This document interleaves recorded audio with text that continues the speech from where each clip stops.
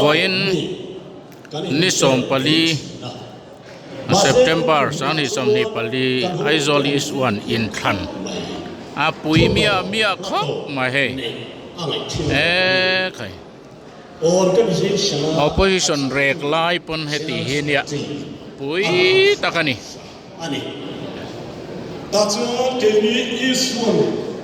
hey he Aizawl is one in Khan ani pui khop mai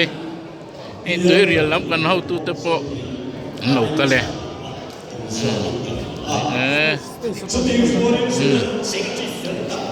ikore ve cái chỉ bảy vết mòn lẩu chu nia kha cái lại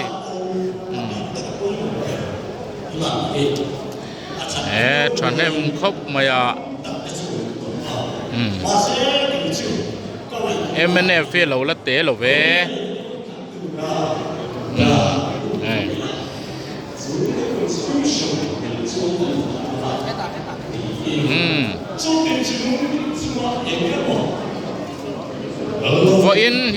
voin đã in thăng te hi MNF party ten ni in thăng turan ni hi ate chewak lo ui mia khop mai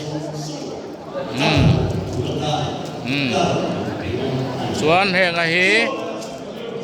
an thunwal boka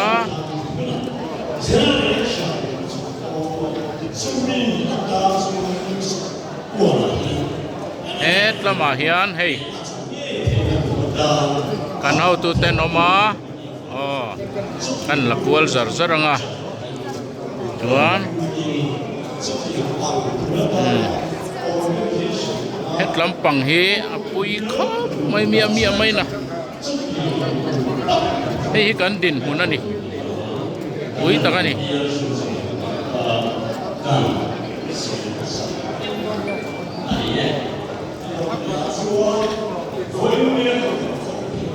Aizawl is one in Khan ani hi MNF in Khan ate chelo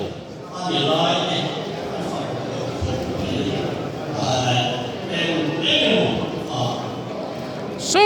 ta tlim phei mur maya laya ka oma hetlama nom thup boka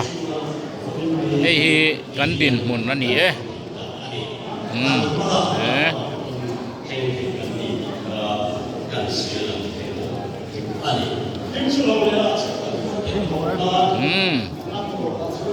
ui kan lapur tlang khop kan lapur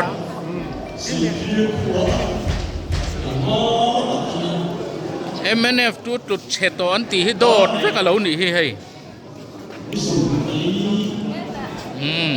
ma bia kite kan hau tu te an ni hi